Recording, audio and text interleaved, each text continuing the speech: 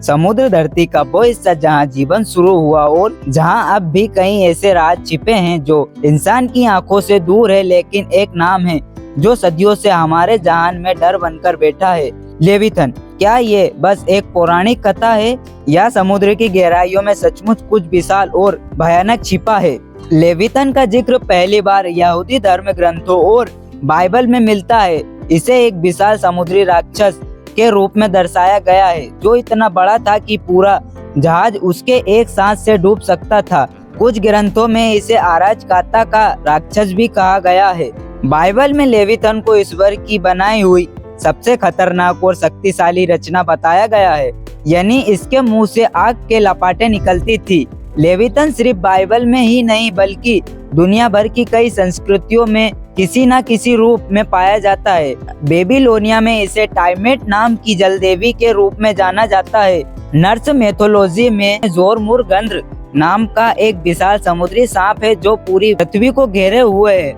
भारत में बासुकी और शेषनाग जैसे समुद्री नागों का जिक्र मिलता है जो जल में निवास करते हैं, यानी लेविथन इंसानी चेतना का वो हिस्सा है जो अज्ञात और विशालता से डराता है और उसे एक राक्षस का रूप दे देता है। ये सवाल कई वैज्ञानिकों और समुद्री खोजकर्ताओं को परेशान करता रहा है। आज भी वैज्ञानिक मानते हैं कि पृथ्वी के महासागरों का 80% हिस्सा अनदेखा है। ऐसे में ये मानना गलत नहीं होगा कि वहाँ कुछ ऐसे जीव हो सकते हैं जिनके बारे में हमें कोई जानकारी नहीं।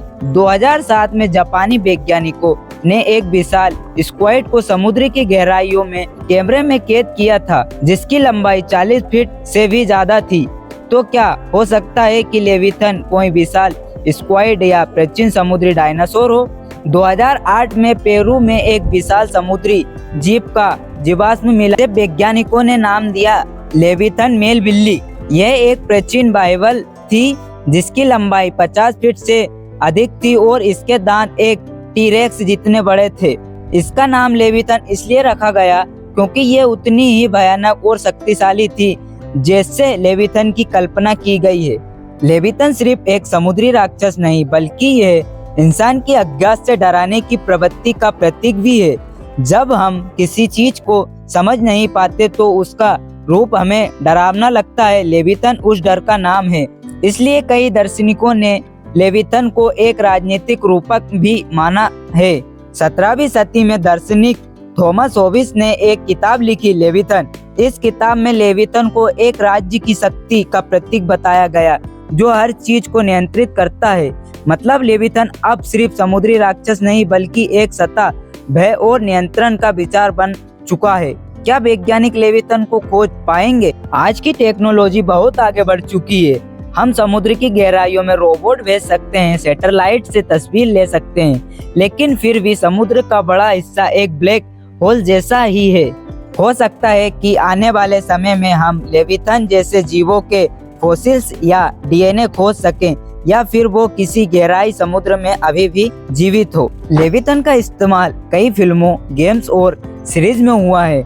गॉडजिला जैसी फिल्मों में भी इसका ग्यानशी मॉन्स्टर के रूप में दिखाया गया है।